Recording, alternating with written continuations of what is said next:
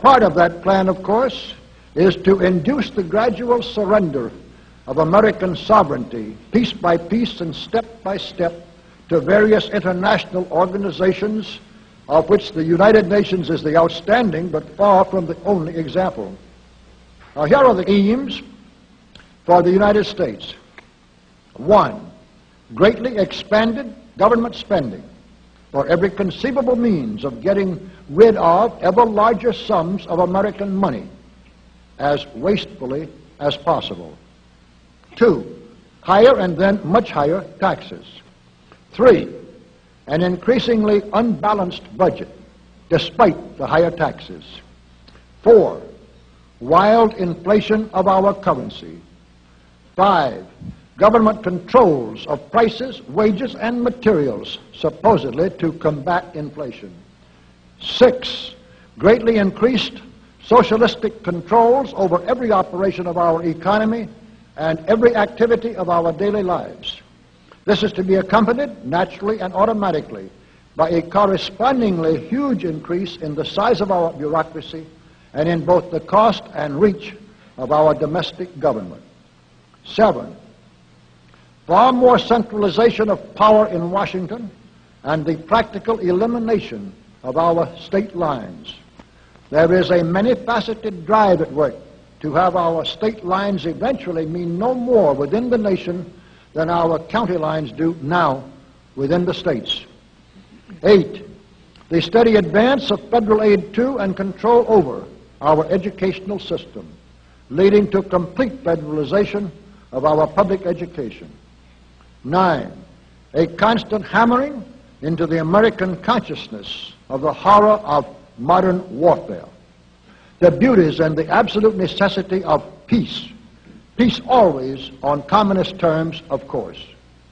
And 10, the consequent willingness of the American people to allow the steps of appeasement by our government which amount to a piecemeal surrender of the rest of the free world and of the United States itself.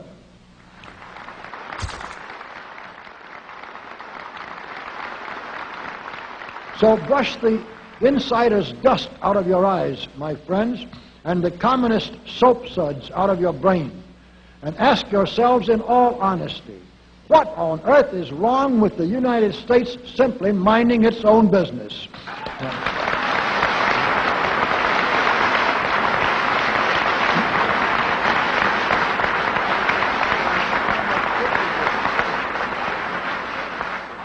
Or with having its foreign policy function primarily for the safety and benefit of the American people.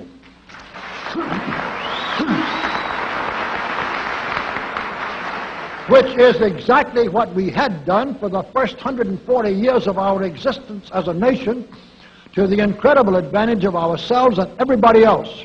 Everybody, that is, except a numerically small clique of power-lusting conspirators who had somehow inflicted themselves on a gullible world. While we turn to a very brief summarization of what we hope the John Birch Society will help and even sometimes lead the American people to accomplish during the next 15 years. 1, our first and most important specific undertaking should be to restore the complete independence of the United States.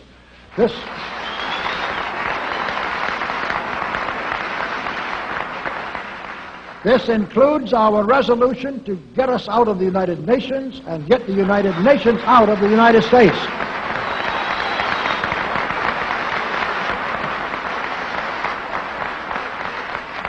2, we must once again make our money freely redeemable in gold at some realistic price.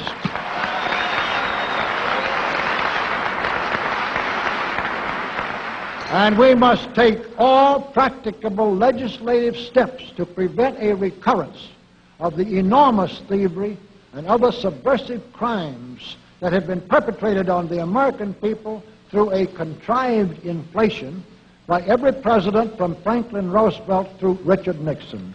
3,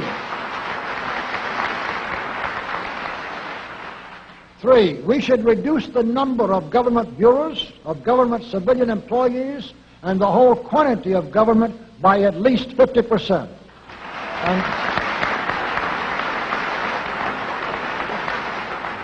And we should achieve at least this much reduction in proper fashion through gradually convincing a majority of the American people of the wisdom of such a course. 4, we should withdraw all American troops from every spot on earth that is not American soil, except when and where such troops may be required as decided by Congress to protect American lives and property from criminal vandalism.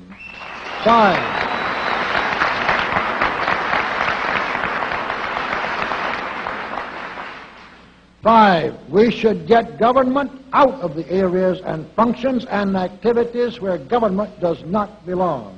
Again, all steps to this end should be taken gradually, but nevertheless just as rapidly as enough of the American people can be persuaded to support such progress. Any such achievement will require a truly massive educational force, but that's exactly what we hope to build during the next 15 years. We could go ahead for at least 100 numbered items, but the John Birch Society will undoubtedly be working on more than that many specific projects, which will be laid out in its bulletins before another 180 months will have rolled around. And all of these projects will fit into the general pattern indicated by the 5 major objectives listed above. So let's really wind up this marathon monologue with one final thought. None of us can guarantee anything about what the future will bring. Your speaker knows what a job we have before us to rid our country of the scourge of communism within the next few years, and then to go ahead on our constructive program so well that 15 years from now we shall already be entering an era of far less government, of a much sounder sense of responsibility, and, with God's help, of a better world. But I sincerely believe that it can be done, and this much I know. If every man and woman in this audience should leave here tonight feeling in his or her own mind and heart that it can and must be done, then it surely will be. And so, all of you patriots of good character, good conscience, and noble ideals, whom we can reach with the filmed version of this speech in 1,000 other audiences, it is with a great deal of confidence and energizing will to win that we invite you to join us in our epic undertaking. While to all of you great, wonderful friends in this present audience, I certainly extend my very deep thanks indeed for so much patience and attention. Thank you and good night.